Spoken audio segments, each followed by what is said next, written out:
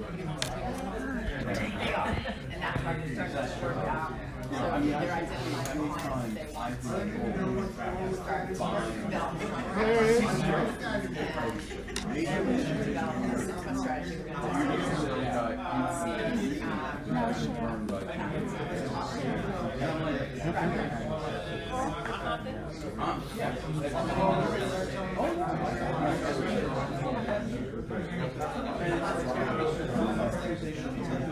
yeah, absolutely. And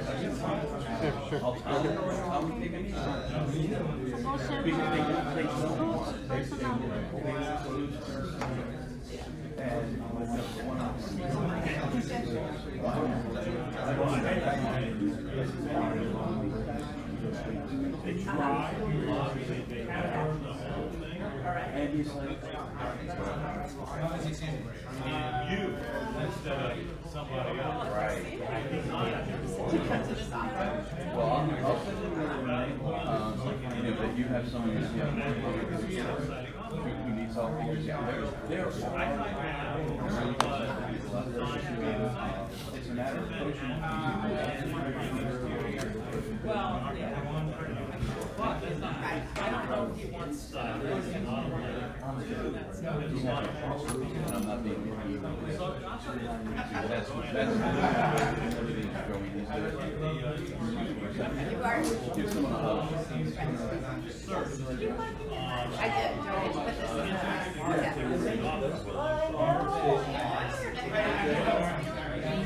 Oh God!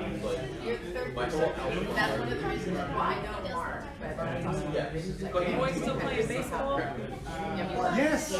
He is still playing? No, I'm sorry. I was just like, oh look, hello. Yeah, hi. Sorry, I'm like doing a couple things here. Yeah, remember we played on the teams together? Yeah, I just walked into my own thing. No, I do. Mark. No, all of my kids are graduating. I know. Are they playing college or they graduating college? My older son graduated college. Yeah, no, they see My younger son You were a year ahead. and this is right down the street. My son He's is 19. okay. My son just turned 18, so So Jake took a gap year. He went to and now he's at Longwood, visiting Longwood today to see if he wants to go. He's probably going to take some yoga and just after that. Hi, good morning.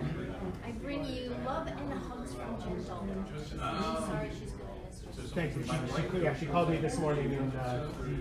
And then she called me and she said, oh, what is your name? Give me a hug. There's your hug. You can go talk over there. No. oh yeah, talk here I'll like talk it's with like him somebody's after. happening. I'll let you finish talking. Just talk to him. Where's your son going? What was your son? That's right. I know exactly what you're talking about. How are you doing? How's everything? Doing well. In fact, Are we doing it here? We're doing it on his? Alright, do you want to move it? Because that angle stinks. You sure? Alright. So while you're here, I have questions for as many of the ones that I can corral. So we are thinking of making changes to the way people in graduation, getting some feedback from people. So right now, unless you change your notifications by default, everybody has to go out to try to unless you shut it off, you'll still keep getting it. So, I need to know if that is a good thing or a bad thing. And if we change it so that you get the forms of returns and then when the second you have more activity. Is that better? I like the way it's doing now. Yeah, I do too. So I can read what it is. But if it's something that I have to go next step, then I don't. I like the way it's working now because I can, like on my watch, it pops up the message on my watch, and I can decide whether or not I want to react to it, and that way, but also by email, when I do get a chance to sit down, I can go back to it, and I can re-change the email, and if I want to comment or respond, then I just click and it takes me right to Gravity. So I like how it's working now.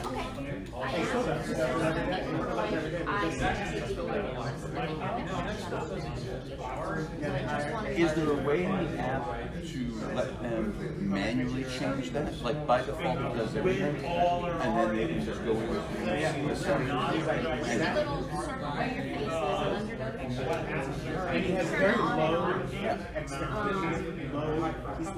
my own chats from other people, my own messages from other people. Maybe what you can do is on each email, put a little thing at the bottom, and then Change your notification preferences, go to profile settings. And sometimes I think that sometimes we have a facility they say, do you want it to appear again? You know, do you remember when sometimes there's Thank you very much. It's time for Thank you, Laura. Appreciate the input. Gentlemen, good morning and welcome to the June 26th edition of 1 Million Cups Fairfax. It is that time of the morning where we all gather up front to take a brief photo that we can prove to everyone that we were actually here. But just in case you're shy and you don't want to come up here, we will shame you and give you the option to go ahead and log into the 1 Million Cups app on your device. I'm going to do it right now so everybody can see how easy it is. You pull up the app and all it does is it says check in. You hit the button and bingo, you're done. So, if everybody could kindly come up front here. Oh, no running away! I need my phone so I can log in. But I'll take the picture, then I'll get my phone and then But we're saving you to the very end anyway, so. That's right. We come up for our picture. Everybody can come on up, please. I'm making a corner. I noticed with this app, it takes me back. Rush. Okay, remember the rule, all the good looking people up front, please. Wait, that was all the shortest up front. It's okay. I got that. Oh, okay. All the shortest up front. Keep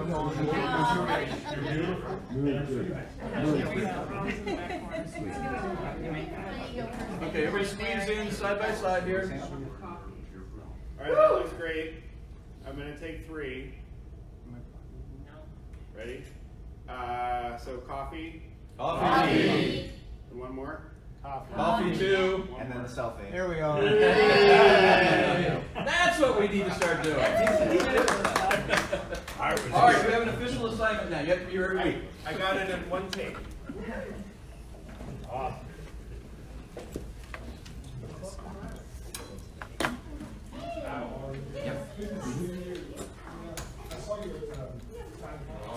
Hold on, Russ. We have a change in video setup here.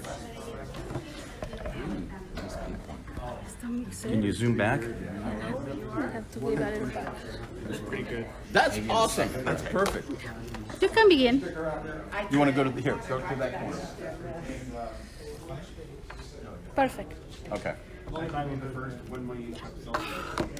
Yeah. Let me sit down here. Okay. Are you going to stay here? Yeah. Okay.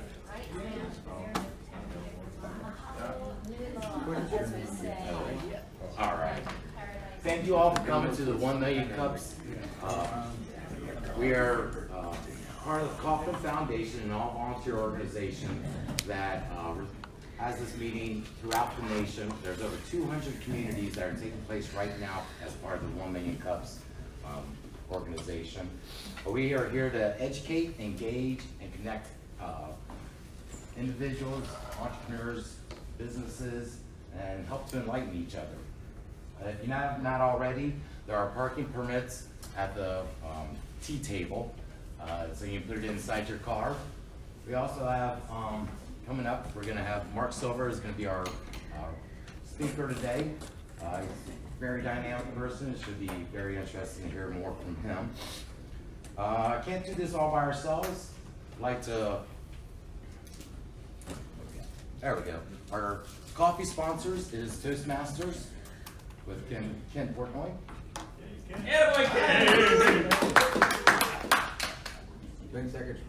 I love this crowd.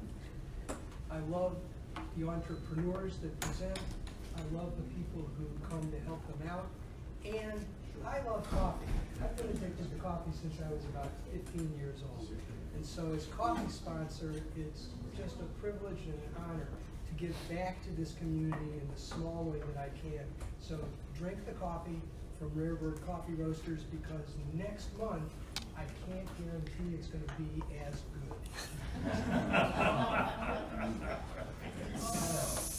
I'm the coffee sponsor next month, so I am willing to pay. ASBC Toastmasters is the Tuesday morning Toastmasters program in Tyson's Corner. And if you want to be the best, most impactful presenter you can be, join us. We'll give you a safe, supportive space where you can practice, try out new things, and develop your game to its best. Tyson's Tuesday morning, 2nd and 4th Tuesdays. Talk to me if you need more details.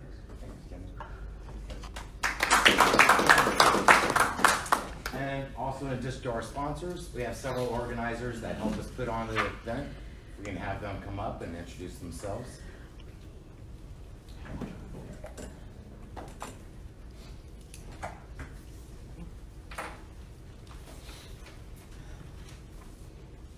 Okay. Hi, I'm Tony Barnett, and this week my multiple personality disorder is allowing me to channel Ken Portnoy. Hi, my name is Laura Drain. My company Random Words Marketing. I'm Russ McIntosh, Vision ID Design, and I'm channeling Donnell Johns this week. Yep. Tony, can I channel you? Oh, please, yes. Would you like have to do something like No, there you go. Cool. Hey, John Rittenberg, CCCSolutions.com. I'm the September coffee sponsor, by the way. There we go. All right. Oh, and if anybody wants to join us up here every month or every week, we are. If you are interested, we are actively recruiting for more people and others to join us. As you know, it transitions. We've had some people come and some people join us, and it's an ongoing process. But reach out to any one of us if you think, yes, I can be here at least three Wednesday mornings a month. And we have several ways to reach out to us in addition to just being here in person. We have our Facebook, LinkedIn, Twitter, Instagram. I think we just added our Instagram this morning. And let's see, anything else you need to run over real quick? All right, I'd like to find out who else is in the room. We'll start down here. Good morning, my name is Jeff Englander. I'm in business development with cybersecurity with the firm Zona Systems. Please talk to me afterwards. We protect the electric grid. Interesting. Steve Britt, I'm the Director of Cyber and Privacy for a law firm in Tyson's called Barclay. Every project that we hear about here takes a community. That means collaboration and diversity. My name is Barry Fake. I am with Executive Advisors, and we put together collaboration management structures so that can be done. Let's go to the front. Chris Tomseth, International Man of Mystery. Involved in a few different travel, tourism, and hospitality projects, the biggest one being Backpacker Panda. We're building a network of hostels around the world, and our first U.S. property will be in Washington, D.C. David Olson, Insurance Brokerage of the Stars. Go back here. Ken, heard from you. Ken Portnoy, same story, same guy. ASBC Toastmasters, Tuesday morning, 2nd and 4th Tuesdays in Tyson. Good morning, John Rittenberg, CCC Solutions. We help you build and protect your two most critical business assets, your client list and your prospect list. Alan Anderson, basically I help small businesses with their sales efforts as in following up on the leads that John might generate for you. Paula Malone with One Voice Communications, a provider of commercial internet. We help consolidate and consult to find the right solutions for your telecom. Corin Allen, I practice educational immunology. I'm with the Kimbimbi Academy. So I'm Debbie Myers with Virtuar, and we help businesses develop customized client appreciation strategies so that the leads, and once they become your clients, we help you to show your appreciation for their business. Hi, Osha Mendes with the T Center. We provide before school, after school, summer camp. This is a big, busy time for us. And here I am. And she's also one of the organizers, but she came in late, so we're going to give a brief. It's always peak time.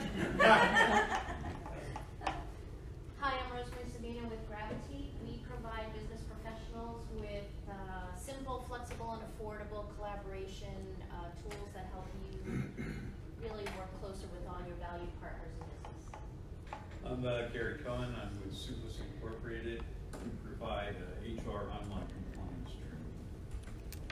Good, gentlemen.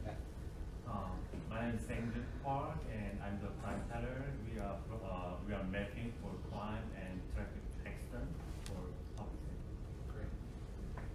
Tony Barnett, door opener consultant extraordinaire. And Rosamond, Fairfax County Economic Development Authority. We are marketing arm of Fairfax County. Laura? Laura Drain, Random Words Marketing. I help set up web pages, videos, and everything for startups. I'm Tom Scheib, Long and Foster Real Estate Agent, Associate Broker. I've learned not to sit behind the camera person anymore. But at any rate, point of interest rates have dropped to 3.85. It's a great time to buy. They're way down right now. So if you know anybody, pass that along. And I'm Russ McIntosh, the owner of Vision Idea Design. We're an all-inclusive graphic design firm in Fairfax City. We love helping the community in any way, from your logo branding all the way up to your marketing materials and signage and everything in between. And with that, I'd like to introduce Mark. Mark's going to speak for 6 minutes, and we'll do his presentation, a little Q&A afterwards. Make sure the paper is in front of you. Put your name and your company. Write down any ideas you may have, so when Mark is doing his presentation, you can refer to them, and at the end, we can collect them all together so we can look back on them and get some great advice from them. And with that, Mark. Thanks, sir. I was wondering why I didn't get to introduce myself. Hi, I'm Mark Silverman. Jen Dalton called me this morning and said she wasn't going to be here, and she said, "Are you going to be okay if I'm not there?" And I said, "I'm a big boy, I can handle this, I'll be okay." I'm not okay. I need Jen to make my spirit out of it. Anyway, so today I want to talk about my business. I am known as an executive coach. I do a few other things, but that's basically how you would describe me. I work with people to help them become more successful. I help them become more successful and sustainable and thrive in that success. Prior to that, I was a technology sales guy. I worked for EMC 3 times because I worked for startups that were bought by EMC. I probably worked for about 6 or 7 different startups. As soon as it got to a certain point, I liked to leave. I liked new technologies. I sold over $90 million worth of things into the world that probably have come up to $500 million over the years because they're of annuity sales. I was very successful in that career. Before that, I was homeless, lived in my car, came to town 135 pounds. That's my Tony Robbins story that I like to tell people, is when I came to town, I lived in my truck and was not able to take care of myself. 6 years later, I was a millionaire tech sales guy, got married, had 2 kids, and basically a short Jewish Tony Robbins. That's my short spiel. 6 years ago, I became an executive coach. The way I became an executive coach was I was going on a retreat after a low time in my life after I got divorced, and the retreat, the author who ran the retreat suggested that I do his coaching program. He said, "Spirit told me you should do my coaching program." I'm like, what does Spirit know? I'm a sales guy. I don't know what coaching is. Long story short, I listened to him. I went. My ex-wife, Robin, said, "This is what you've been looking for all your life. We always thought you should do this." My first 6 clients were my customers when I was a tech sales guy. They said, "We don't know what coaching is, but whatever it is, you always talked about how to help us. This is what we do." So now, for the last 6 years, I've been traveling the world, learning my craft, building my business, becoming a master coach. So basically, the way I coach, my customer base looks like C-suite executives, CEOs, VPs, and entrepreneurs own generally several businesses. It's not usually the small business owner. People hire me for newly promoted executives who are kind of green and don't know how to go from tactical to strategic and need to kind of get their hands off the day-to-day and move into a more strategic and more visionary role. I work with seasoned executives to help them thrive. Those who are in the back 9 of their career but still want to stay in the game, but need to evolve their skills. Kind of like Michael Jordan, as he evolved through his career, as he got older, as his physiology changed, his game changed. He had to change. I help executives do that. I wrote a book, which is in front of you, called Only Tens, on time mastery and energy mastery. It was my bout with ADD. I wrote it for myself. So far, I sold 55,000 copies. So it's been it's connected with people, and that's my gift for you today. So I do workshops and coach on that specific thing. But what I'm really looking for with everybody, with all of this, is I teach people self-mastery. I teach people how to know themselves and then how to work with themselves so that they can actually get the things done that they want to get done and have the relationships that they want to have. I always say, I had a client who said to me yesterday that he was doing Darren Hardy's productivity thing. And for a minute I was like, what are you doing Darren Hardy's productivity thing? It's like, you know, and I never would have been able to even attempt it if I hadn't been working with you. So all these programs that you have spent money on time management and getting things done, that you failed at, and then try the next one and the next one and the next one, what I do is I help you become the kind of person who can actually take advantage of these tools. My ultimate goal is spiritual transformati on. The read.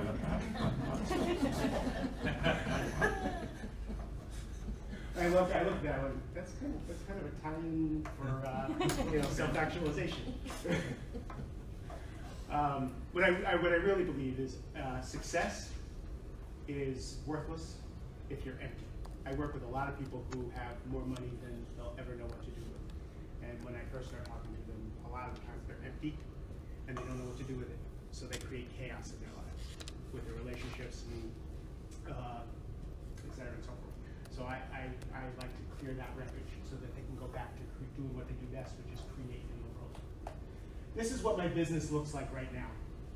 It's 100% referral based. I am terrible at networking. I'm terrible at marketing. I'm terrible at going out and getting clients. So I have one-on-one coaching clients. I am actually full. I have a waiting list for clients. So even though I'm terrible at networking and all that, I think I'm good at what I do because people are waiting to work with me. I charge a lot of money for my services, so that's pretty cool. It is 90% of my revenue. Wrote a book, a best-selling book. Not big on my revenue stream because of Amazon. 55,000 copies net to you about a cup of Allbirds coffee. I'm working on my next book, which we'll talk about in a second. I do speaking engagements. I have 4 different workshops with different topics that I work on. But again, 90% of my time is on my one-on-one coaching. I have a podcast called the Mastering Midlife Podcast. I started in January. I'm up to 60 episodes. I have thousands of listeners, and it's growing like this. Mastering Midlife, How to Thrive When the World As the Most of You, seems to resonate with people. The squeeze generation, you have elderly parents, you have kids who want to go to college, you're still trying to figure out how to go get ahead in your career, your body's changing, the dynamics of society are changing. How do you keep it going? How do you thrive and how do you sustain yourself as the world starts to move faster? People seem to resonate with that, and that's what the next book is going to be. Resiliency is what I focus on. So I have an online course that I just put out last week. It's a 10-module course on resiliency, on leadership and resiliency. It's all self-knowledge. It's all core of what I teach. And I'm just putting together a group program because of my challenge question. So what my challenge question is going to be. My problem right now is I spend most of my time in my one-on-one coaching and producing this podcast. Even though I have a producer and all that, it takes a lot of time to bring on the guests, have the conversations before the podcast. I don't spend enough time promoting workshops and speaking and my group program and my online program. So here's my problem. I'm currently trading my time for money. I have 10 clients. I'm at about a $300,000 run rate. I can't add more to my plate. I'm the time mastery guy. I know I can't add more to my plate. I am a key person of influence for Mastering Midlife. That seems to be the thing that resonates. Only 10s is great, people love it. I'm not making money off of that. The Midlife Masteries just seems to be where my expertise and where I can talk for hours. Like Gary Vaynerchuk can talk marketing, I can talk about midlife and the challenges and the opportunities of that with no cue cards. I have a strong portfolio of assets. I have writing. I have a podcast. I have a coaching practice. I have workshops, and I have content. So the question now is, I'm at the inflection point that seems to be really standard in the coaching industry. Most coaches make about $20,000 to $30,000 a year. You get over 6 figures, you get to $100,000, you're a successful coach. So I have kids in college, I had elderly parents, I had an ex-wife who got tons of money, you know, destroyed, it wasn't her fault, but destroyed me financially as I switched into a less lucrative career. So now that the finances are starting to come to where they need to be, how do I get to the next level? Because I don't have a lot of time to focus on some of these other areas. So I guess my question is two-part. Is one, where do you see in this portfolio where I can start putting investment and focus that I can grow myself? Where can I take some attention off? And then what's interesting? Like, what do you see that's interesting that the world might actually need or want? Because all I want to do is provide impact and value. It's actually really all I care about. And with that, that is my challenge question. Is that clear? Excellent. So let's have a round of applause. He's going to be the moderator. I'm the moderator, I just so wanna know don't go those 6 anywhere. minutes. Yeah, I know you. That was great. So we'll go around and ask questions. Please say your name and company, and we'll start right here. Thank you. Sure. My name is Jeff Englander, and I'm with Zona Systems in cybersecurity. You ever think about getting a coach? I don't mean to be facetious, but I think that probably what you need is that you need a vision for your business. Where do you want to be in 5 years? And my recommendation, you take 1 or 2 hours out of your hectic week every week, and you just think about where you want to be 5 years from now. I don't know if any of us can answer that question. You need to find out where you have a very successful business. It's a hot economy. Is your business hot because it's a hot economy? And what happens if we have another recession? What happens to your business? How can you get through that? You need a vision. Thank you. Yes. Hey Mark, Rosemary Savino with Gravity. Terrific presentation, love the information you're providing. Clearly you're passionate about what you're doing. Early on, you described yourself, I'll say in relationship to Tony Robbins. To answer the challenge question, I have a question for you. Have you investigated his business model? He's obviously very Yes. successful at what he does. Yes, sir. If you've looked at his business model, is it something you feel you can replicate to a degree to bring you to that next level? Because that may be where you focus some time, maybe delay one client so you get some one-on-one time back, kind of let the book go on its own. I think that's filling the top of your funnel more than anything else. So take time from there and see what parts of Tony's model can I use, because he's successful, and what would work for me.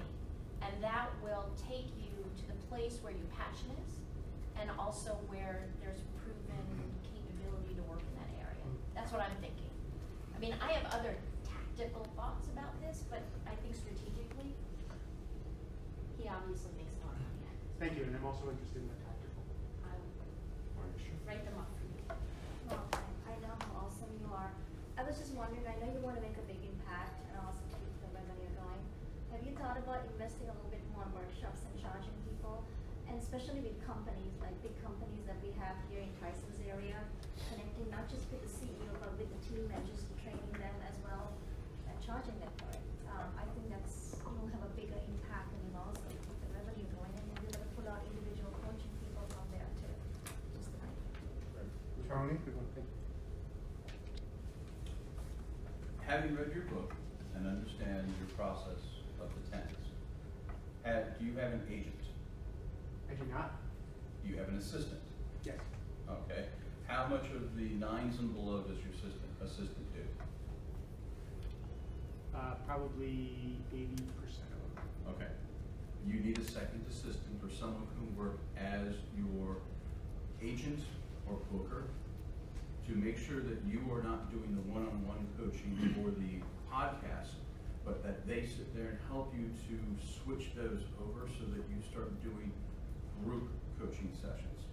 Because you can charge the same amount for a one-on-one coach in a group setting of coaching 5 or 6 or 7, still in an intimate setting, where you can then let them coordinate between themselves the same concepts that you're discussing and help each other enforce them. And that way what you're now doing is you're tripling and quadrupling your revenue because of the fact that all of the other 9s and 10s and someone else doing the bookings, doing the reaching out and the sales work to the corporate entities. Now you're going from corporate to corporate to corporate, working with their middle-aged leadership on how to do their executive coaching. Because in a booming economy like this, one of the things that constantly comes up is that leadership usually is inexperienced, or they're experienced but not thoroughly coached, well coached. And there are a lot of people doing successful at Tony Robbins, but there are a number of others I'm sure that you're familiar with who are doing something very similar. But what they're doing is they've reached their ceiling with one-on-one, so then they switch to group. And when you do it in a corporate entity where they're all working for the same company, it's a lot easier, but even then you can start forming classes that are smaller groups for the same amount of money and have just an effective methodology to your system. Thank you, So, Ben. just from an ordering point of view, David and Steve and Chris, did I see him? I'm still thinking. David Hillison, D-Hill Financial. I think my comments were probably similar to Tony's in that you're at a capacity level here, and you're spending a lot of time on something that doesn't seem to be a revenue driver over here. The podcast. The podcast. That's 30% of your time. And if the time is on booking and things like that, that's something that you can offload, but you're still limited on the coaching side. So that either means that you're bringing in additional coaches and training them and scaling that way, or you're adding more people in a smaller group and now you have 4 to 5 people, because again, we know you're limited there. So because that's driving revenue and it's working, I think you minimize the time on the podcast. It's still a feeder, but 30% time on something that's not generating revenue, you either need to figure out how to turn that into revenue from advertising or whatever it is. But you really, if that's the revenue driver, then how do we expand on what's already working? If this is working, we just do more of that. And yes, and shift in there seems to be the direction. Thank you. Steve Britt with Burns White Leonard. Picking up on Tony's comments, I totally agree. I'm a technology lawyer, data security and privacy. I'm all about what's happening in our society as related to technology and now privacy on top of cyber. I think the model, the software model is go from one-to-one to one-to-many. That definitely, and I think just for purposes to help evaluate what you might do that would give you a path to larger audiences, if we saw your programs, like the topics, it might give you a chance to say, have you thought about speaking on this? Will you take your expertise, turn those sensors into other trends and developments that might give you a path to speaking to more than one? So again, I think it'd be helpful to look at your kind of what your programs look like, what program topics, and see if there's an avenue there to grow that list. Thank you. Chris and Jeff. Oh, sorry. I'm in there somewhere. You're in there, no problem. Mark, so I'm Chris Tomseth, travel, tourism, hospitality entrepreneur. So Mark, I've heard you present your business a lot of times, and this was a particularly good summation, so well done. I would pick up on what people are saying around the room and put them into 2 themes. One of which is focus on the areas of your business that can grow and give you more money. And 2, though, focus on the things that you want to do. So there might be areas that can get you more money, but if you don't like doing those as much as some others, then weigh that. And then I would close with a tactical suggestion, which I draw from my travel industry expertise. So when the plane is full or when the hotel is full and you can't take any more passengers or guests, you raise your rates. Raise your rates, that's fun. That's how it works. The future, I mentioned a 5-year plan, where do you want to be in 5 years, but also too is that I agree with many of the comments that have been made about looking at your revenue stream. What happens when you get hit by a bus? Or win the lottery. Win the lottery, that's a nice way to put it. Well, you can actually reinvest those into your business, but when you get hit by a bus, you can't help your business. The people who work for you now all of a sudden find themselves out of job people rely on those podcasts on here. How do you expand your business so it's beyond you? How do you keep the business going? And the second question I had for you, remember that slide you had? All those different variations of experience of leadership? Don't answer this question, but you need to figure out, where are you? Thank you. So I'm going to go by hands order, which was Ken, Deb, and then this gentleman. Yes, over here, Ken. I'm curious about the 60+ MM on the podcast. Oh, 60 plus episodes of Mastering Your Life. Okay, so that's enough. Cut that out. You've got a library of 60 podcasts, right? That's enough. Does anybody, have you missed any really big topics on the subject? If you've missed a really big topic, make it 61 or 68. Right, am I allowed to? Sure, of course. Of course, you can defend yourself. Actually, one of the things I love about the podcast that I need to do more of is less of the really fascinating people. There are people in my market who won't talk to me if I call them up to sell my coaching, but they'll talk to me if I find them interesting. Right? Yes. Okay. Yeah. So, But yeah, I see. I hear what you're saying. What you've done is you've drawn a really good business overview of where your time is and what you're doing. What I don't see, and I think it could be easily rearranged, is, because I'm pathologically procedural, a kind of stepwise approach to bringing people from your marketing to your podcast, to your online course, to a group program, to one-on-one coaching with an increasing investment in dollars across that spectrum. And so people might drop out at the online course, people might jump from the podcast right to coaching, to group coaching. Is group coaching, group program, is that? Yeah, that's group. That's the group coaching that everybody's talking about. That I have, like, slowly, like. So to conceptualize the customer experience from, oh, the book's been promoted, this is a really good guy. I'm gonna hook up to his podcast, and then go through the flow. Yeah, thank you. So you said that most of your business comes from referrals, and so in terms of speaking and trying to funnel more people into your online and to group, you also want to hire someone, virtual assistant, that could do research on speaking opportunities for you, that then would help you to broaden the audience that you're speaking to, that then could help to funnel in more people into your online and group coaching programs. Thank you, I appreciate that. And I'm not looking to be a speaker to make my living as a speaker. No, you're right. If I want to speak, it's to make an impact and to bring people into the fold. I'm with you on that. Thank you so much.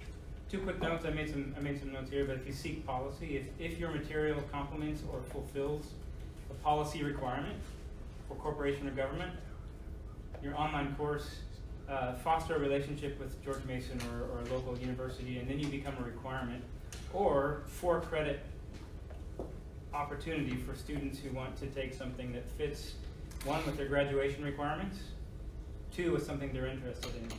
So I don't know how that would execute, I don't know what it would look like, but if you fulfill policy or you become policy, your material or your course, then people sign you up because they have to, and you're having a positive second, third order effect in all these other areas of their business or the government. And then if you can foster a relationship with one or more than one college, university, I don't know what your course looks like, but I'm sure there's space for what you do to say, hey, here's a 3-credit course. You can take it over the semester, it's 45 hours, boom. Something you're interested in, and it fills graduation requirements. Just a thought. I would you please write that down? I did. Because that made no sense. That made only a little bit of sense to me. Got it. And I wanted to be able to understand, because that Sure. sounds really interesting. Tony. Okay. I'm going to layer on to what Ken mentioned about dropping the podcast. He's absolutely right. You have a catalog of things that people can go and access at any time. Yes, occasionally adding a new one, but what I think you should do is what a lot of people who've been doing what you've done, you're further ahead than some. There are others that are a lot further beyond. You need to now start thinking about transitioning to video and doing video interviews about the topic points that you want to do so that you can get, and you say you were averse to public speaking, to doing presentations. I'll be honest with you, that's where the lion's share of your future income is coming from. Because of the fact that there are places around the country and around the world that will book someone like you who can do a presentation and publicly speak to a corporate entity or organization about your processes for time management. All right, 1 hour discussion, 50-minute discussion and presentation. You can probably, and I know for a fact that people are making as much as $10,000 to $20,000 per engagement traveling around the world. Now, I don't know if you like to travel. Some people are totally averse to it, but you can make, you know, $10,000, $15,000 in one speaking engagement where all your expenses are covered. You can, you know, include the cost of the books in that engagement and hand those out and speak on the book or speak on another aspect of it. That then drives your group individual coaching, because those same entities and organizations, after seeing you present, will be in demand, and that's where you have the staff behind you who are now managing your schedule, managing your time, and budgeting out what you have. And what you do is you don't do any more podcasts. You do an occasional, maybe once a month, a video blog where you do a 30-minute interview with, say, a former a customer or client or someone of interest, and you discuss what enforces what you do. And you pick a different topic each time, and what you do is you use those as another layer of marketing material. So people then, what you do is you build that catalog up. You can charge for those and have that as residual income that's coming in from those videos, because the blogs lead you into the idea. The videos you then charge for, a moderate price, where they can become a member of your web organization. So then, for instance, say for $80 or $100 a year, they can sit there and see your podcast. They can, watch your videos as they come out. They can, ask you, do Q&As with you that you and your staff can prioritize and answer. So now they have a constant go-to. All right, because what you're looking at is maximizing what little time you have in a manner in which you have a constant flow of activity. And again, going back to your book, if you now are delegating to the point where you're delegating your 10s to others, now you're actually elevating each point. But doing the speaking, you have 2 books under your belt. I don't know anybody who has 2 books under their belt who isn't desperately trying to go out and do the speaking service. And for what you're doing, it's on topic and in demand time management. That's huge right now with every corporate entity. Thank you for the comments, because you just read. Yeah, I wrote down. Any other questions? Very fake executive advisors. Have you developed a process for determining who you trust enough to delegate some of your responsibilities to? I did. And no, I don't have the process. You're right. That I have my severe ADD, which is my limiting thing, is I need someone to help me set up the processes so that I can delegate that stuff. Stephen Covey came across with a book called Speed of Trust. That's one in which all of us eventually learn from. So anyway, I recommend you take a look at that in particular.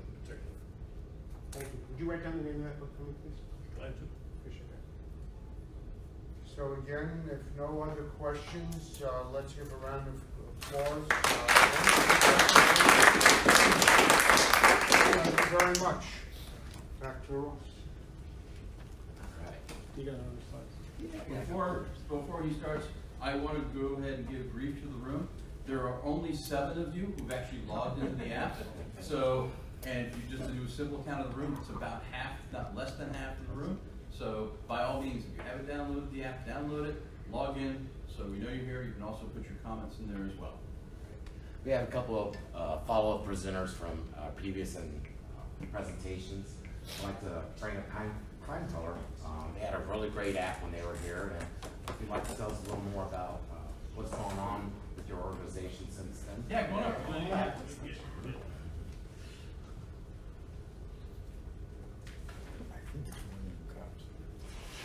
Yeah, okay, my name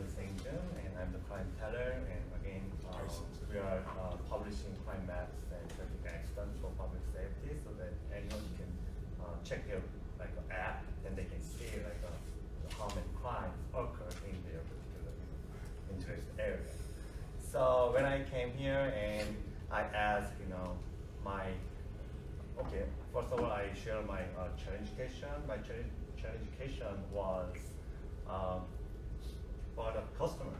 I mean, it was my challenge because in the beginning I was targeting like a real estate companies or like a general citizens who are looking for houses or apartments before they move, so they want to find like a safety. However,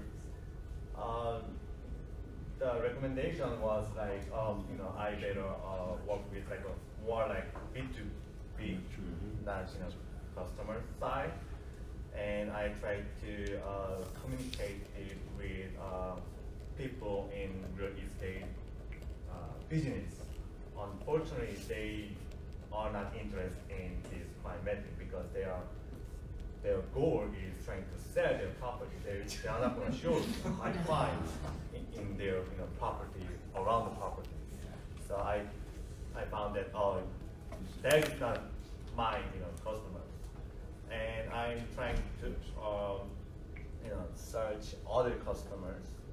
And now I'm working on like universities and police departments and the government because their job is try to protect citizens.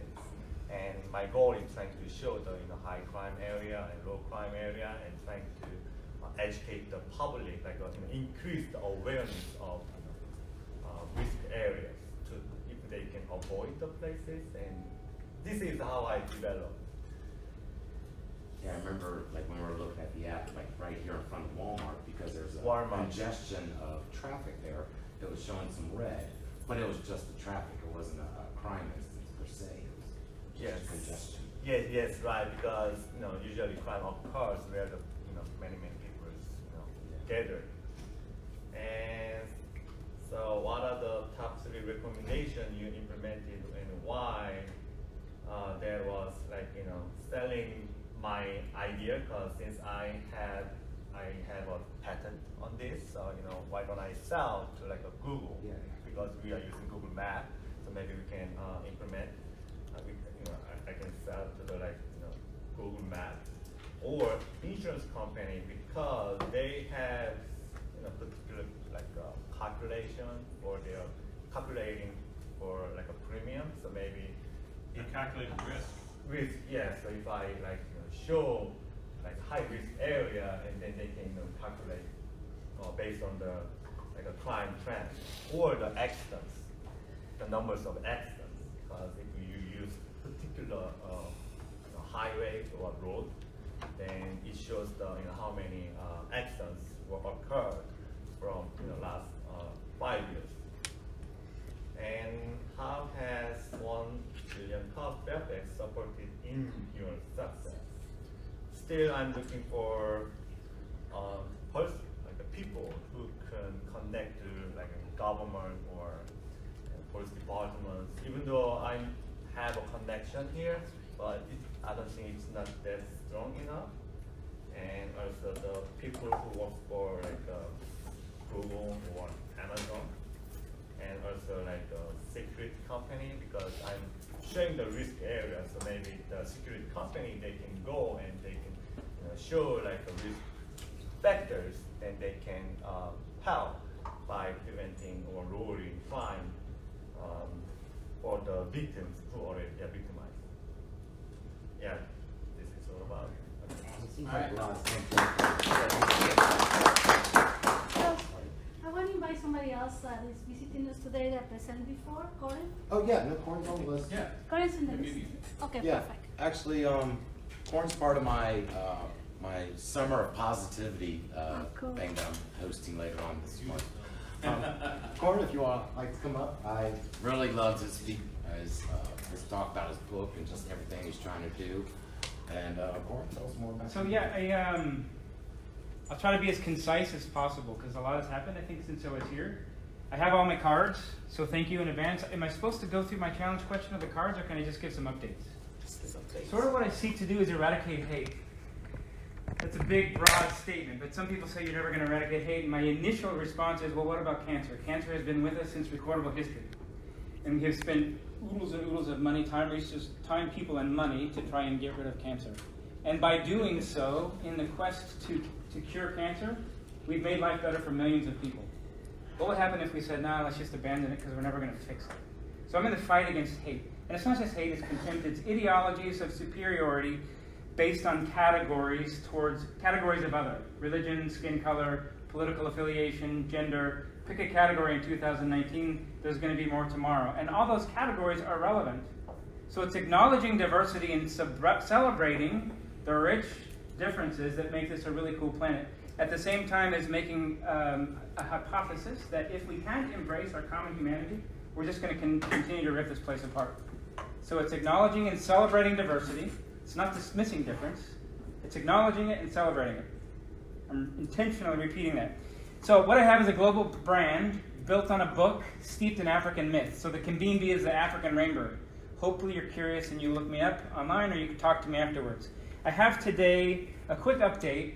So I didn't have the books last time I spoke. So Etihad Airways out of the UAE printed 5,000 copies and gifted them to me through a colleague at George Mason. He's back in Abu Dhabi. He'll get back in August, and there's some emerging opportunities. It's sort of a wild card. It's a different dance with the UAE, but I have 5,000 copies because of my friend and his family. So there's something to it. I'm just not sure where it's going to lead. My challenge question was essentially access to capital, to sort of seed a platform from which to launch. I'm in 3 schools, Prince William County, starting in August. It looks like 3 schools in Loudoun County. The funding streams are different for both. Prince William County is funded through Spark. It's an educational nonprofit that feeds all the schools, and teachers can apply for a max of $5,000 a month for technology, for any special project that they wish to implement in the classroom. I'm working with the Kelly Leadership Center and the supervisor of all counselors. So it's not specifically through the KLC, but that's where I'm starting. Loudoun County is through a parent who just got on fire because she's passionate about teaching peace to children, which in the end, the theory is we can generate less conflict, more harmony. Not only am I in schools also, but this same book, this same children's book, is required reading at the National Defense University, which is a senior U.S. Army college at Fort McNair in D.C.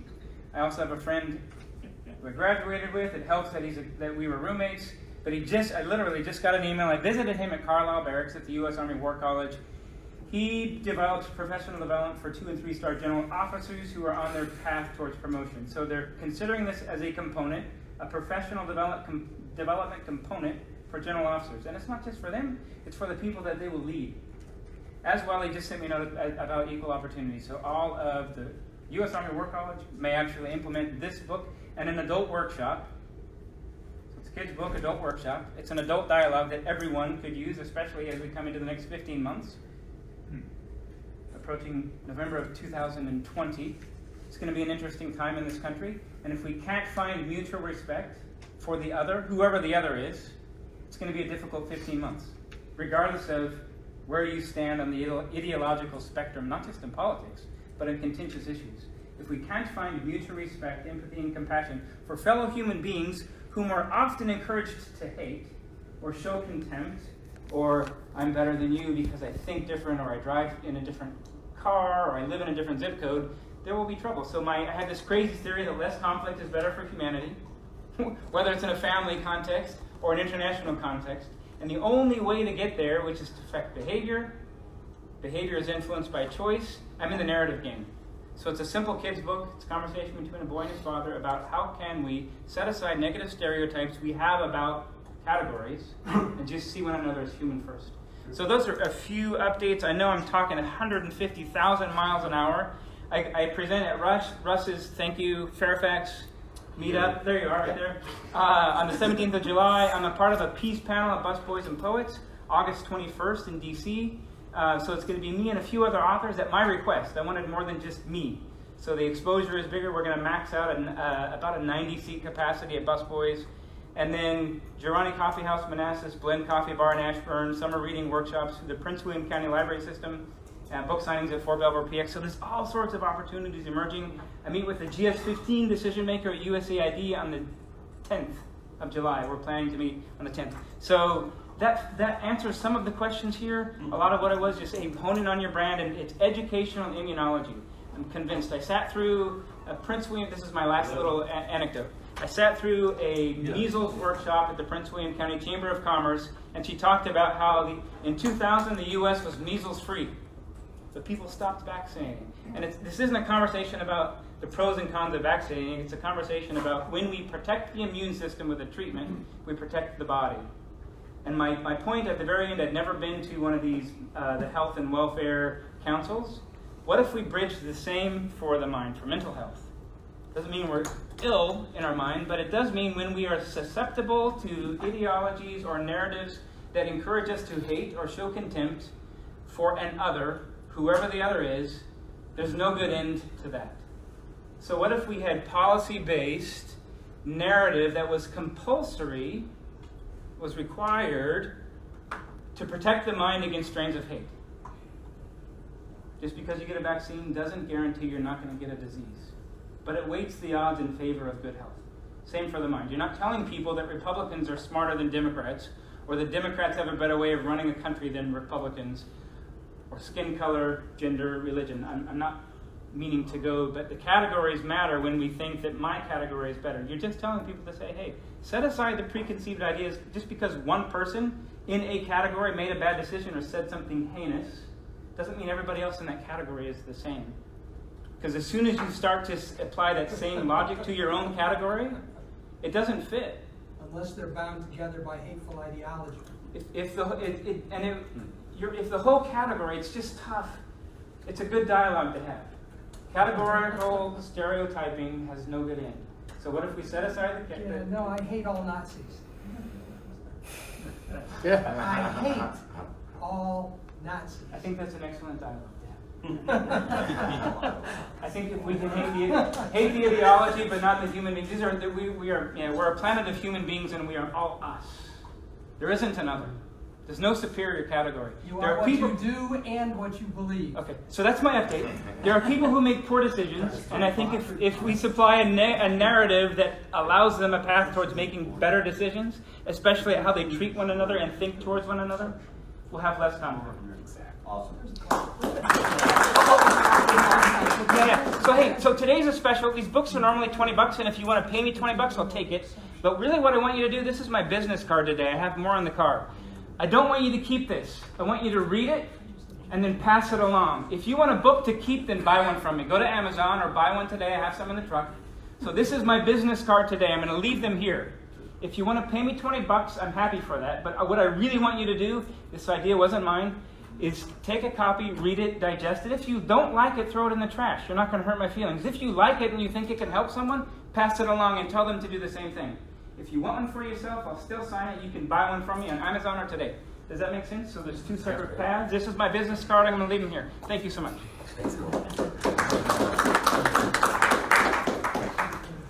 So in addition, coming up next week, we have Picture This video.